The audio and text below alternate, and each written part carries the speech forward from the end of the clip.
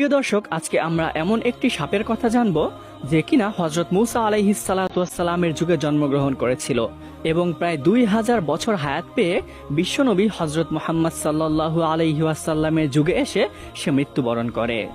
অনেক যুগ আগের কথা, মিশরের প্রাচীন ভূমিতে নবী মূসা আলাইহিস সালাতু ওয়াস সালাম মহান আল্লাহ রব্বুল আলামিনের বাণী পৌঁছে দিচ্ছিলেন তার কওমের মাঝে। সেখানকার জঙ্গলের ছোট্ট একটি টিলার পাশেই বসবাস করত এক অদ্ভুত ধরনের সাপ। সাপটি দেখতে অন্যান্য সাধারণ সাপের মতোই ছিল, কিন্তু তার ভিতরে অদ্ভুত এক চেতনা কাজ করত।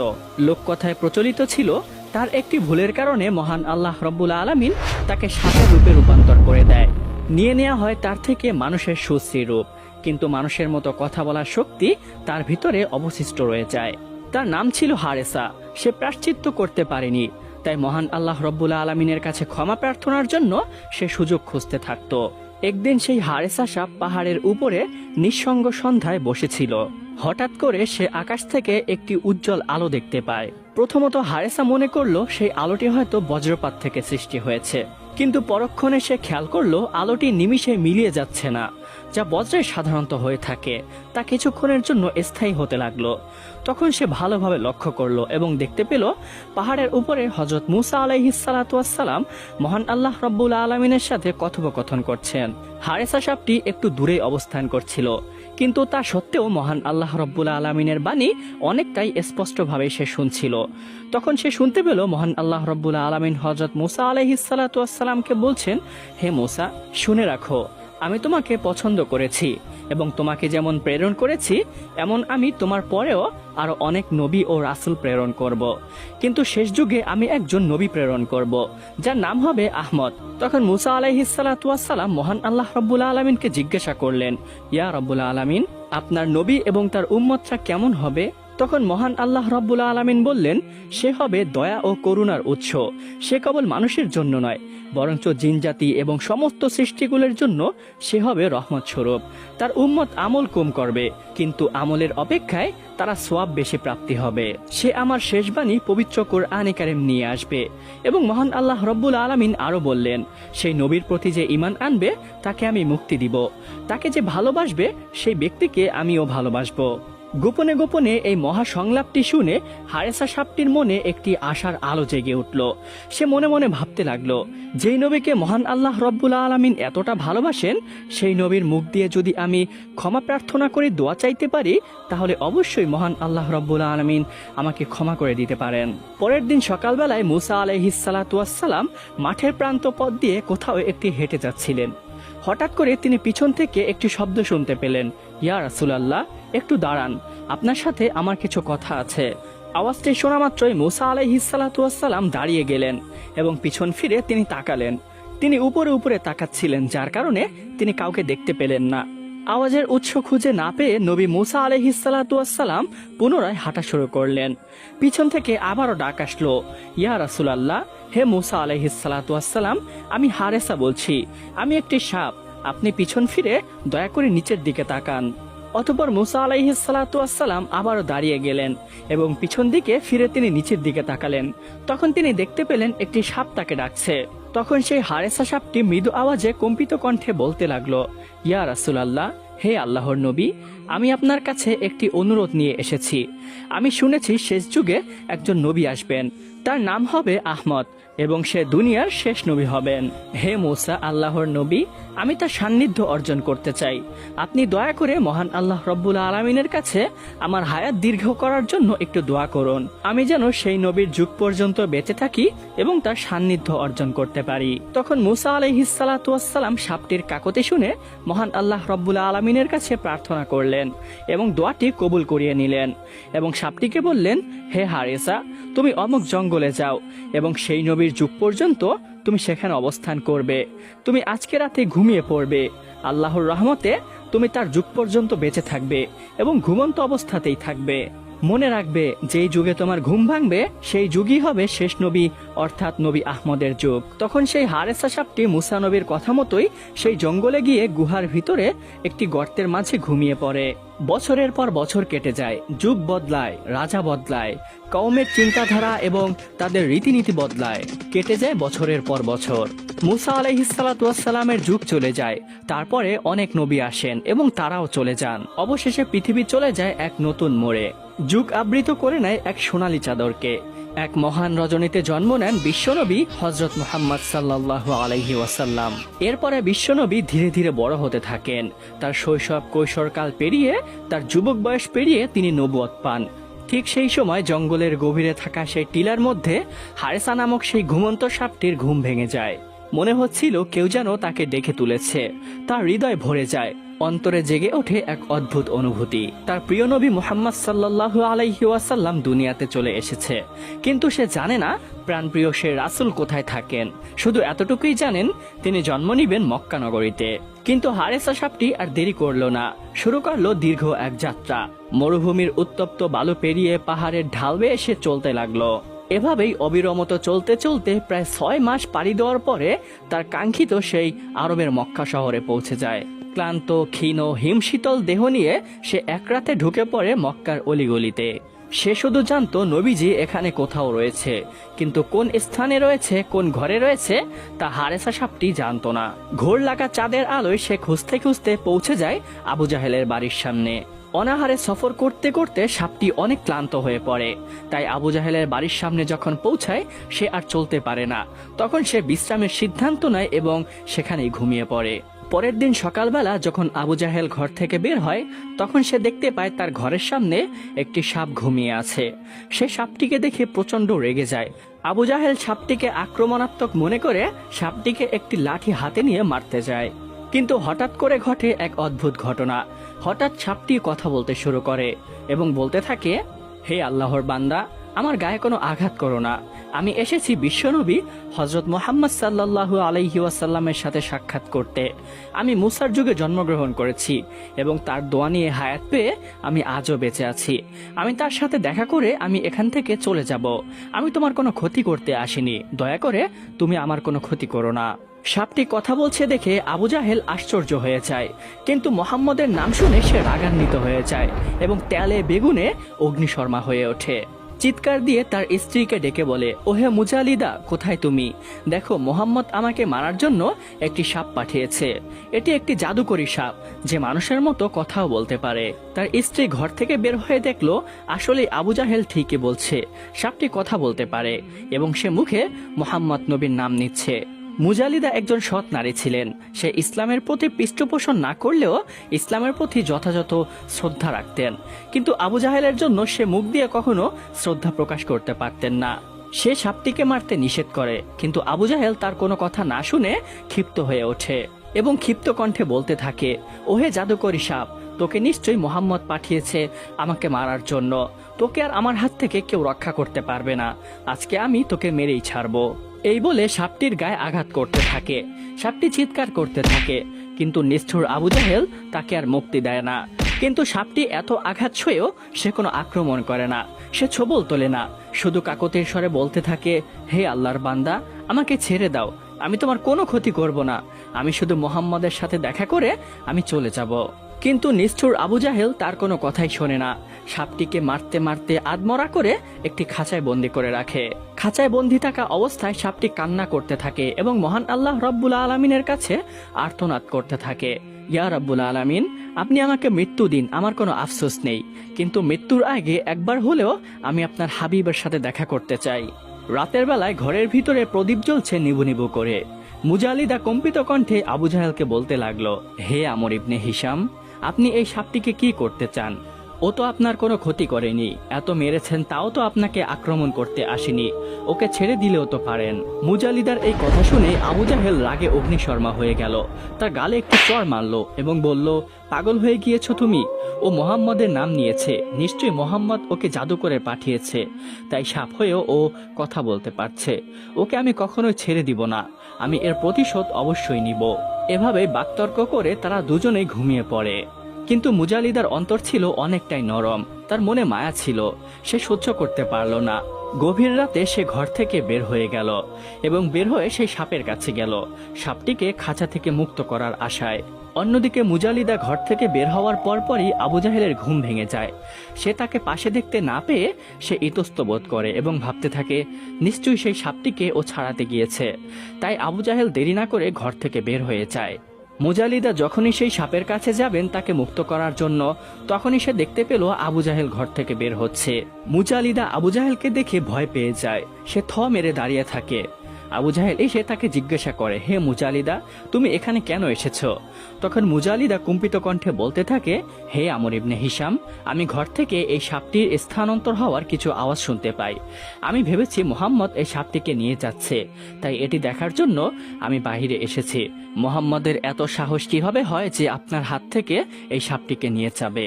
এভাবেই আট পাশ বুঝিয়ে আবু জাহেলকে মুজালিদা ঘরে পাঠিয়ে দিল এবং সেও ঘরে চলে গেল। এই কথা যদি আবু জাহেলকে না বলতো তাহলে হয়তো আবু জাহেল তাকে অত্যাচার করত। এভাবেই প্রায় 3 দিন যাবৎ সাপটিকে আটকে রেখে নির্যাতন করতে থাকে সেই নিষ্ঠুর আবু জাহেল। খাবার পানি স্বস্তির নিঃশ্বাস কিছুই পাওয়া যায় না সেই হারেসা সাপটির জন্য। লোকেরা দেখতে আসে কে সেই সাপ যে কথা বলে, কিন্তু তাও নিষ্ঠুর আবু জাহেলের জন্য তাদেরও অন্তর কেঁপে ওঠে। তারা বলতে থাকে এই সাপটিকে আদৌ এত অত্যাচার করা কি ঠিক হচ্ছে? কিন্তু সাপটি শুধু কান্না করত এবং আল্লাহ আল্লাহ বলে চিৎকার করত। অবশেষে 3 দিন অতিবাহিত হওয়ার পরে হারেসা সাপটির দেহ নিস্তেজ হয়ে পড়ে, সে মারা যায়। কিন্তু এখানেই শেষ নয়, আবু জাহেল এতেও সন্তুষ্ট হলো না।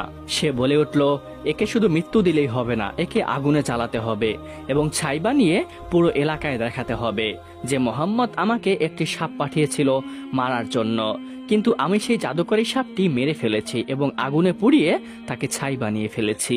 কথা মতোই আবু জাহেল সেই সাপটিকে আগুনে জ্বালিয়ে দেয় এবং তার নিথর দেহ পুড়ে ছাই বানিয়ে ফেলে। সাপটিকে পুড়তে দেখে আবু জাহেল হাসতে থাকে এবং বলতে থাকে, সবাই দেখুক মোহাম্মদের গুপ্তচর কিভাবে আগুনে চলছে, কিভাবে পুড়ে ছাই হয়ে যাচ্ছে। কিন্তু এর কোনো প্রতিবাদ মোহাম্মদ বই কি বরঞ্চ তার গুপ্তচরও করতে পারছে না।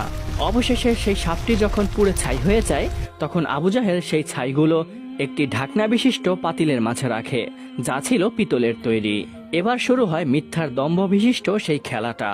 আবু জাহেল সেই ছাই ভরা পাতিলটি নিয়ে পুরো মক্কার অলিগলিতে ঘুরতে থাকে এবং লোকজনদেরকে জড়ো করে বলতে থাকে, হে লোক সকল, দেখো মোহাম্মদ আমাকে মারার জন্য একটি জাদুকরী সাপ পাঠিয়েছে। সে কথা বলতে পারত, সে আমাকে মারতে এসেছিল এবং আমার উপর আক্রমণ করেছিল, কিন্তু সে আমাকে মারতে পারেনি, আমার কোনো ক্ষতি করতে পারেনি। উল্টো আমি তাকে মেরে আগুনে জ্বালিয়ে ছাই বানিয়ে ফেলেছি। এই ক্ষেত্রে মোহাম্মদও আমার কোনো ক্ষতি করতে পারেনি। লোকজন অবাক দৃষ্টিতে আবু জাহেলের দিকে তাকিয়ে রইল। কেউ বিভ্রান্ত হলো, কেউ কৌতূহলী হলো, আবার কেউ ভীত সন্তুষ্ট হলো। আবু জাহেলের মুখে তখন বিজয়ের হাসি। সে মনে মনে ভাবতে থাকে সে কোনো অলৌকিক বস্তু বিজয় করে নিয়েছে। কিন্তু আবু জাহেল জানে না ছাইয়ের নিচে লুকিয়ে আছে আল্লাহর কুদরত। পুরো পৃথিবী যেন কান্না করছিল, আকাশে ফেরেশতারা যেন কান্না করছিল, কারণ তারা দেখেছিল হারেসার ঈমানী শক্তি এবং তার ত্যাগ তিতিক্ষা এবং তার প্রায়শ্চিত্ত কামনায় নিঃশব্দে বয়ে যাওয়া চোখের অশ্রু।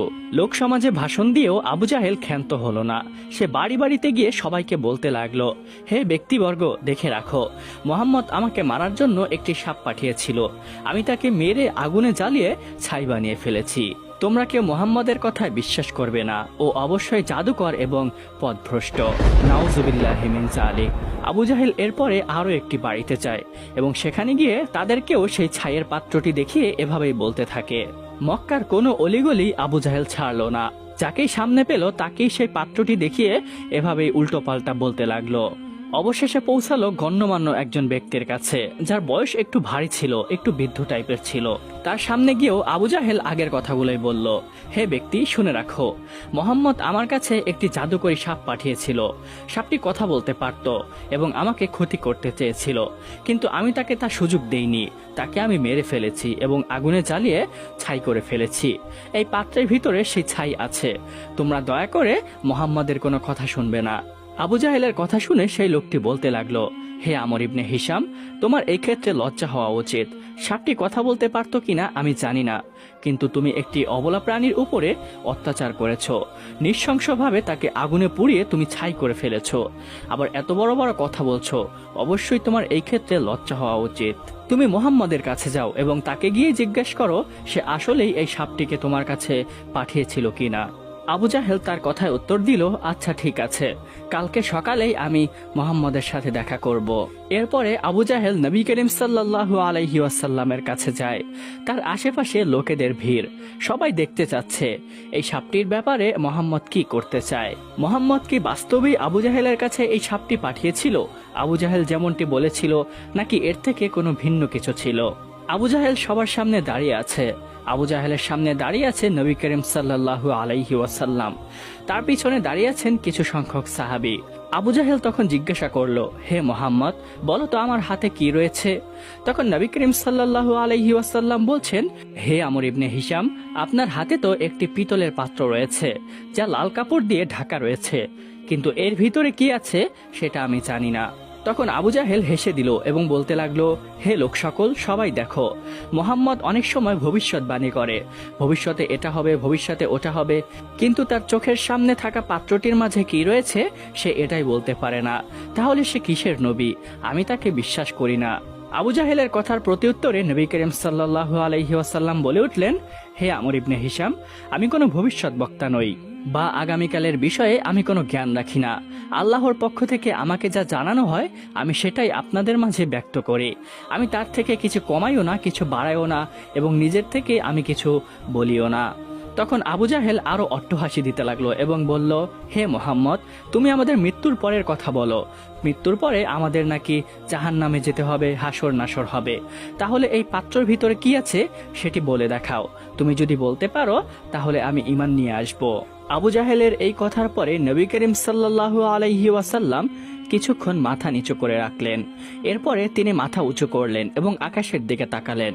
তারপরে তিনি প্রার্থনা করতে লাগলেন এবং বলতে লাগলেন, ইয়া রাব্বুল আলামিন, আপনি যদি চান মৃত্যুকে জীবিত করতে পারেন, আপনি যদি চান জীবিতকে মৃত্যু দান করতে পারেন। আপনার হুকুম ছাড়া কিছুই সম্ভব না। গাছের একটি পাতাও আপনার অনুমতি ছাড়া নড়ে না। এই পিতলের পাত্রের ভিতরে কি আছে আমি সেটা জানি না। দয়া করে আপনি এর ভিতরের বস্তুটির প্রাণ ফিরিয়ে দেন, যেন এই নিজে সাক্ষ্য দিতে পারে আল্লাহ এক, তার কোনো শরিক নেই। নবীজির এই প্রার্থনা করার সাথে সাথে ভিতর থেকে সাপটি কথা বলে উঠল এবং বলল, লাব্বাইক ইয়া রাসূলুল্লাহ, আল্লাহ ছাড়া কোনো মাবুদ নেই, আল্লাহু আকবার। এই কথা বলার সাথে সাথেই আবু জাহেল ভয় পেয়ে যায় এবং সেই পাত্রটি হাত থেকে ফেলে দেয়। সঙ্গে সঙ্গে তার মুখ খুলে যায় এবং সাপটি বের হয়ে আসে। তখন সাপটি নবীজিকে দেখে কান্না করে ফেলে। তার চোখের কোণে অশ্রু চিকচিক করতে থাকে এবং বলতে থাকে, ইয়া রাসূলুল্লাহ, আমি সাক্ষ্য দিচ্ছি আপনি আল্লাহ তাআলার বান্দা এবং তার রসূল। আল্লাহ এক, তার কোনো শরিক নেই। অন্যদিকে আবু জাহেল চিৎকার করে ওঠে এবং বলতে থাকে, হে মোহাম্মদ, এটা নিশ্চয়ই তোমার জাদু। পাত্রের ভিতরে এই সাপটি ছাই অবস্থায় ছিল, আমি নিজের হাতে একে আগুনে পুড়িয়েছি। নিশ্চয়ই তুমি জাদু করে একে ফিরিয়ে এনেছো। অবশ্যই তুমি একটি প্রকাশ্য জাদুকর। আবু জাহেলের কথার প্রতিউত্তর সাপটি নিজেই দিল এবং বলল, হে আমর ইবনে হিশাম, শুনে রাখো, আল্লাহ রাব্বুল আলামিন নিজেই আমার প্রাণ ফিরিয়ে দিয়েছেন। এই ক্ষেত্রে মুহাম্মদ সাল্লাল্লাহু আলাইহি ওয়াসাল্লামের কোনো হাত নেই। তিনি শুধু দোয়া করেছেন, অবশ্যই তিনি জাদুকরী নন। আশেপাশের লোকেরা চিৎকার দিয়ে উঠল এবং বলল, আল্লাহু আকবার, এটা নিশ্চয়ই কোনো জাদু নয়, এটা আল্লাহ রাব্বুল আলামিনের প্রকাশ্য কুদরত। তখন নবী করিম সাল্লাল্লাহু আলাইহি ওয়াসাল্লাম সাপটিকে জিজ্ঞাসা করেন, হে সাপ, তোমার নাম কি? তুমি কোথা থেকে এসেছো? আমার কাছেই বা তুমি কেন এসেছো? তখন সাপটি এক এক করে সবকিছু খুলে বলল, ইয়া রাসূলুল্লাহ, আমার নাম হারেসা। আমি হযরত মুসা আলাইহিস সালাতু ওয়াস সালামের যুগে জন্ম নিয়েছি। ইয়া রাসূলুল্লাহ, আমার একান্ত আকাঙ্ক্ষা আমি আপনার সান্নিধ্য লাভ করব এবং আপনাকে দিয়ে আমার জন্য মাগফিরতের দোয়া করাবো। তাই আমি মুসা আলাইহিস সালাতু ওয়াস সালামের কাছে হায়াত দীর্ঘ করার জন্য দোয়া প্রার্থনা করি এবং সেই আল্লাহর কাছে দোয়া করলে আল্লাহ আমার হায়াত দীর্ঘ করে দেন। আমি তার যুগ থেকে আপনার যুগ পর্যন্ত ঘুমন্ত অবস্থায় ছিলাম, কিন্তু মক্কায় আমার জানা ছিল না আপনি কোথায় বসবাস করেন, যার জন্য মক্কায় এসে আমি অনেক ঘোরাফেরা করি। অবশেষে আমি ক্লান্ত হয়ে পড়ি এবং এই ব্যক্তির বাড়ির সামনে ঘুমিয়ে পড়ি। এই ব্যক্তি যখনই আমাকে দেখতে পায় সে আমাকে মারতে আসে, কিন্তু আমি তাকে নিষেধ করি। আমি তার কাছে ক্ষমা প্রার্থনা করি, কিন্তু সে যখনই আমার মুখে আপনার নামটি শুনতে পায় সে আমার উপর আক্রমণাত্মক হয়ে ওঠে, আমাকে অনেক আঘাত করে, অনেক অত্যাচার করে, আমাকে খাঁচায় পর্যন্ত বন্দি করে রাখে। আমি তাকে বারবার বলি আমাকে ছেড়ে দিতে, অনেক কাকুতি করি, কিন্তু সে আমাকে আর ছাড়ে না। অবশেষে আমাকে মেরে আগুনে জ্বালিয়ে পুড়ে ছাই বানিয়ে দেয়। ইয়া রাসূলুল্লাহ, আমি তখনও তার কোনো ক্ষতি করিনি, কিন্তু এখন যেহেতু দ্বিতীয়বার আমি সুযোগ পেয়েছি, এখন আর আমি সুযোগ হাতছাড়া করব না। এবার আমি আর তাকে ছাড়ব না, আমি তাকে শেষ করে দিব। এই বলে হারেসা সাপটি আবু জাহেলের দিকে তেড়ে যায় তাকে ছোবল মারার জন্য। আবু জাহেল ভয় দৌড়াতে থাকে, কিন্তু নবী করিম সাল্লাল্লাহু আলাইহি ওয়াসাল্লাম পিছন থেকে সাপটিকে ডেকে বললেন, হে হারেসা, তুমি তাকে ক্ষমা করে দাও, তার কোনো ক্ষতি করো না। মানছি তোমার উপর অবশ্যই জুলুম এবং অত্যাচার করা হয়েছে, কিন্তু মনে রাখবে, তুমি যদি কাউকে মাফ করো, ক্ষমা করে দাও, তাহলে নিশ্চয়ই মহান আল্লাহ রব্বুল আলামিন তোমাকেও ক্ষমা করবেন এবং তার বিনিময়ে তোমাকে উত্তম প্রতিদান দিবেন। নবীজির ডাক শুনে হারেসা সাপটি আর আগালো না, নবীজির কথায় সাড়া দিল এবং আবু জাহেলকে সে ক্ষমা করে দিল। পরক্ষণে সে আরেকটি আবদার করে বলল, ইয়া রাসূলুল্লাহ, আপনার কাছে আমার আরেকটি আবদার রয়েছে। দয়া করে মহান আল্লাহ রব্বুল আলামিনের কাছে একটু দোয়া করুন, সে যেন আমাকে মানুষ বানিয়ে দেয়। আমিও মানুষের মতো ইবাদত করতে চাই এবং আশরাফুল মাকলুকাত হয়ে আমিও সাক্ষ্য দিতে চাই এবং আখেরাতে আপনার সাথে জান্নাতে থাকতে চাই। এটা বলার পরে নবী করিম সাল্লাল্লাহু আলাইহি ওয়াসাল্লাম আল্লাহর কাছে সেই হারেসা সাপটির জন্য দোয়া করলেন এবং সাথে সাথে সেই হারেসা সাপটি মানুষ হয়ে গেলেন। মানুষ হওয়ার পরে সে যতদিন বেঁচে ছিলেন ততদিনই নবী করিম সাল্লাল্লাহু আলাইহি ওয়াসাল্লামের খেদমতে ছিলেন। প্রিয় দর্শক, এই ছিল সেই হারেসা সাপের ঘটনা, যে মূসা আলাইহিস সালাতু ওয়াস সালামের যুগে জন্মগ্রহণ করেছিল এবং প্রায় 2000 বছর পর্যন্ত জীবিত থেকে নবী করিম সাল্লাল্লাহু আলাইহি ওয়াসাল্লামের যুগে মৃত্যুবরণ করেন। প্রিয় দর্শক, এই ঘটনাটি পবিত্র কুরআনে কারিমে বা কোনো সহিহ হাদিসের বর্ণনা সূত্রে পাওয়া যায় না, কিন্তু লোককথায় এবং কিছু গ্রহণযোগ্য ব্যক্তিবর্গের মুখে এই ঘটনাটি পাওয়া যায়। এই ঘটনাটি এক এক কিতাবে এক এক রকম করে উল্লেখ করা হয়েছে, আর এই ভিডিওতে ঘটনাটি নেওয়া হয়েছে খাসায়েসে আম্বিয়া নামক কিতাব থেকে।